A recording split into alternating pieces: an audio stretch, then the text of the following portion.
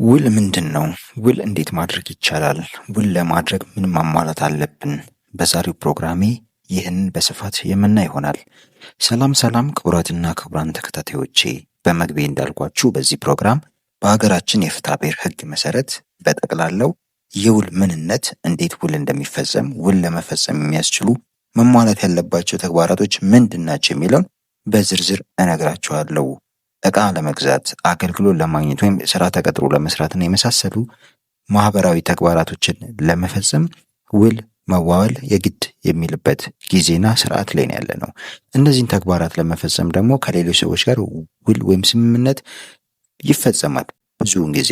ዛሬ ታዲያ ውል ምንድነው? ውል ለማሟላት ያለባቸው ነገር ምንድናቸው? ውል ለመፈጸም ምን አይነት ሪኳየርመንቶች አሉ የሚለውን በዛሬው ፕሮግራሜ በዝርዝር የማስቃኛችሁ ይሆናል ማለት ነው። ታዲያ ለዚህ ቻናል አዲስ የሆናችሁ ቻናሉ ላይክ፣ ሼር፣ ሰብስክራይብ በማድረግ አብራችሁኝ እንድትቆዩ በታላቅ አክብሮትና ትህትና ጠይቃለሁ። ቀጥታ ወደ ዛሬው ፕሮግራሜ እገባለሁ።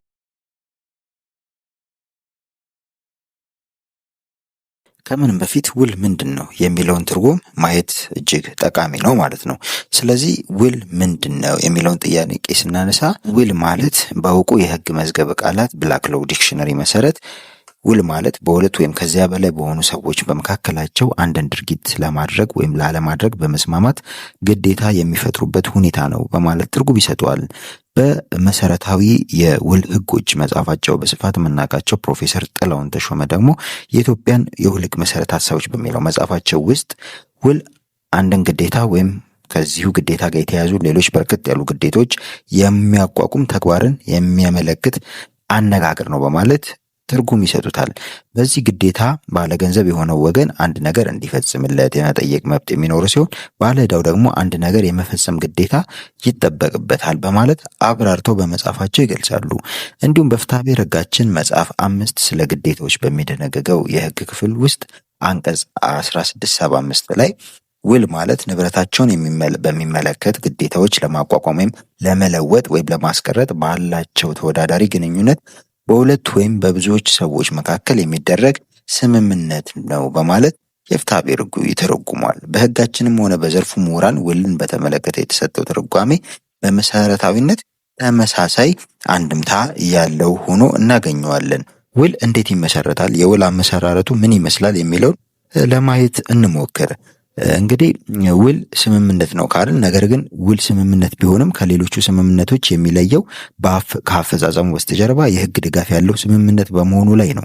ተዋዋይ ወገኖች የተስማሙበት ነገር እንደ ስምምነታቸው ባይፈጽሙ ላልፈጸሙት ነገር በሕግ ተገደው እንዲፈጽሙ ይደረጋሉ።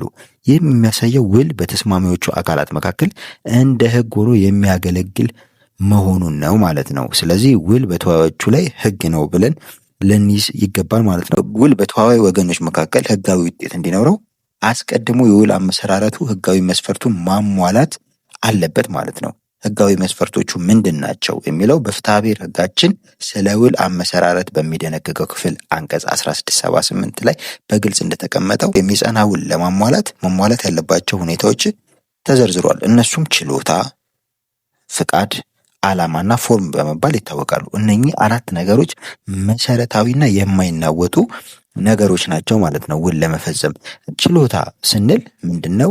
ፍቃድ ስንል ምንድነው? ዓላማና ፎርም የሚባሉትም ምንድናቸው የሚለውን አንድ በአንድ ለማየት እንሞክር። አንደኛ ችሎታ ወይም ካፓሲቲ ስንል ችሎታ ውል የሚፈጽመው ለመዋዋል ችሎታ ባላቸው ሰዎች መካከል መሆኑን የሚያመለክት ነው። ይህም ማለት በሕግ ፊት የሚጸና ውል ለማድረግ ተዋዋዮች በሕግ ችሎታ ያላቸው መሆን አለባቸው። በፍትሐብሔር ሕጋችን ላይ ስለ ችሎታ በሚደነግገው ክፍል አንቀጽ 192 ላይ በመርህ ደረጃ ማለት ኢንፕሪንሲፕል ማንኛውም ሰው በሕግ ችሎታ እንደሌለው ካልተገለጸ በስተቀር ማንኛውም ሕጋዊ ድርጊት ለመፈጸም ችሎታ እንዳለው እንደሚቆጠር ይደነግጋል። በዚህ ሕግ ላይ አንቀጽ 193 ላይ እንደተደነገገው ዕድሜው ለአቅመ አዳም ሔዋን ወይም ለአቅመ ሔዋን ያልደረሰች ወይም አእምሮ ህመም ያለበት ሰው በፍርድ ቤት የተከለከለ ሰው ችሎታ እንደሌለ ይቆጠራል ማለት ነው። ምን ማለት ነው? ይሄ እድሜው ከ18 ዓመት በታች የሆነ ወንድ ወይም ሴት እንዲሁም ደግሞ በፍርድ ቤት ውል ሕጋዊ ችሎታ ለማድረግ የተከለከለ ሰው አእምሮ ላይ ችግር ያለ ሰው ካልሆነ በስተቀር ማንኛውም ሰው ችሎታ አለው ተብሎ ይገመታል ማለት ነው። ይህ እንደነገርኳችሁ ውል ህጋዊ ተግባር ነው። ስለሆነም እድሜው ለአቅመ አዳም ሔዋን ያልደረሰ ወይም አእምሮ ህመም ያለበት ወይም በፍርድ የተከለከለ ሰው ውል መዋዋል አይችልም፣ ችሎታም የለውም ማለት ነው። ችሎታ የሚባለው ይሄ ነው። ሌላኛው ፍቃድ የሚባለው ወይም ኮንሴንት የሚባለው ነው። ፍቃድ ውል የሚፈጽሙ በተዋዮች ነጻ ፍቃድ ብቻ በመሆኑ ማለትም ፈልጎ ያለምንም ጫና በመሆኑ ሊከበር የሚገባው አንዱ ወይም ሊሟላ የሚገባው አንዱ ነገር ነው ማለት ነው። ይህ ማለት የተዋዋይ ወገኖች ውል ውስጥ የሚገቡት ያለምንም ጫና አድራጊነት በራሳቸው ገዛ ፍቃድ መሆን አለበት ማለት ነው። አንድ የውል ግዴታ የተቋቋመ መሆኑን የሚያረጋግጥ የተዋዋዮች ፍቃድ በህግ አግባብ መገለጹ ሲታወቅ ነው። ተዋዋዮቹ በመካከላቸው በህግ ፊት የሚጸና ግዴታ ለማቋቋም ይህን ግዴታ በሚያስከትለው ውጤት ለመግዛት ስምምነት ያላቸው መሆኑን ይፋ ሲያደርጉ ፍቃዳቸውን ገለጹ ብለን እናስባለን ማለት ነው። በፍትሐብሔር ህጉ አንቀጽ 1679 ላይ ይህን አባባላችንን በሚያጠናክር መልኩ ውል ተዋዋዮች በገቡባቸው ግዴታዎችና እነዚህ ማስገዳጅ እንዲሆኑ የተሰማሙበት መብት በሚገልጸው የፍቃድ መስጠት ላይ የተመሰረተ ነው በማለት ያስቀምጠዋል ማለት ነው። ፍቃድ ማለት ውሉ የሚፈጸመው ያለምንም አስገዳጅነት ያለምንም ጣልቃ ገብነት መሆን መቻል ይኖርበታል ማለት ነው። ሶስተኛ ኦብጀክቱ ወይም ዓላማው ነው። ውሉ ለምን ዓላማ ነው? እቃ ለማስተላለፍ ወይም ደግሞ እቃ ለመግዛት ሊሆን ይችላል። ዓላማው የውሉ ዓላማ ምንድን ነው የሚለው ነው። ተዋዋይ ወገኖች በሚዋዋሉበት ውል ውስጥ የሚገቡበት ጉዳዩ በእርግጠኝነት የሚቻልና ህጋዊና ሞራላዊ ጉዳይ ላይ መሆኑ የውሉን ፍሬ ነገር በሰው ልጅ አቅም የመፈጸም የሚችልና ህጋዊና ሞራላዊ የሆነ መሆን መቻል አለበት ማለት ነው። በሰው ልጅ አቅም የሚፈጸም የሚቻል ተግባር ማለት ለሰው ልጅ በተፈጥሮ ማከናወን የሚችለው ማለት ነው። ለአብነት የውሉ ፍሬ ነገር ደግሞ ጨረቃን አምጣልኝ ቢሆን ይሄ በሰው ልጆች የማይቻል ነገር ስለሆነ የውሉ ፍሬ ነገር የውሉ ዓላማ እንደዚህ አይነት መሆን መቻል የለበትም ማለት ነው። የውሉ ፍሬ ነገር በህግ ያልተከለከለ ወይም ህገወጥ ድርጊት ያልሆነ እና በህብረተሰቡ ባህልና ወግ ተቀባይነት ያለው ነገር ላይ መሆን መቻል አለበት ማለት ነው። የውሉ ዓላማ ህጋዊ፣ ሞራላዊ የሚቻል መሆን መቻል አለበት ማለት ነው። አራተኛው ውልን ለመፈጸም የሚያስፈልገው ሪኳየርመንት ወይም መሟላት ያለበት መስፈርት ፎርም ነው። የውል አቀራረጹ ወይም ፎርሙ ነው። ፎርም የውል አቀራረጽ ወይም አጻጻፉ በህግ ተለይቶ የተቀመጡ ወይም ተዋዋይ ወገኖች ተለይተው እንዲቀመጡ ከተስማሙበት የውል ጉዳይ በቀር የተለየ የውል ፎርም የማያስፈልግ መሆኑ ነው። በፍትሐብሔር ህጋችን አንቀጽ 1678 ንዑስ አንቀጽ 3 ላይ እንደተደነገገው የውል ፎርም ተከትሎ ተብሎ ካልተደነገገ በቀር ተዋዋይ ወገኖች ውላቸውን በፈለጉት አይነት ማድረግ ይችላሉ። ከዚህ በተጨማሪ በዚሁ ህግ አንቀጽ 1719 ላይ ተዋዋይ ወገኖች በመዋዋል ነጻነት እንዳላቸው ሁሉ የሚዋዋሉበት ውል አቀራረጽ መወሰንም ነጻነት እንዳላቸው በግልጽ ተደንግጎ ይገኛል።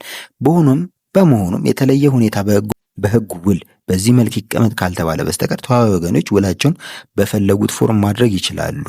ይህ ማለት ግን ገንዘብ ለመበደር ጽሑፍ አያስፈልግም ማለት አይደለም። ምክንያቱም እዛው ዞር ይልና ህጉ ላይ የብድር ውልን ማስረዳት የሚቻል ወይም ደግሞ በጽሑፍ መሆኑን የፍትሐብሔር ህጉ ያስቀምጣል ማለት ነው። የውል አመሰራረትን በተመለከተ ከላይ የነገርኳችሁ ነገሮች ማለትም ችሎታ፣ ፍቃድና የውሉ ዓላማና ፎርም ለሁሉም አይነት ውሎች በጋራ ተሟልቶ መገኘት የሚገባው መሰረታዊ ነገር ሲሆን የውሉ ፎርም ግን በህግ በግልጽ ተለይቶ ተዋዋይ ወገኖች በዚህ ፎርም ብቻ ሊከተሉ ይገባል ላላቸው የውል አይነቶች ብቻ ተፈጻሚ የሚሆን ነገር ነው።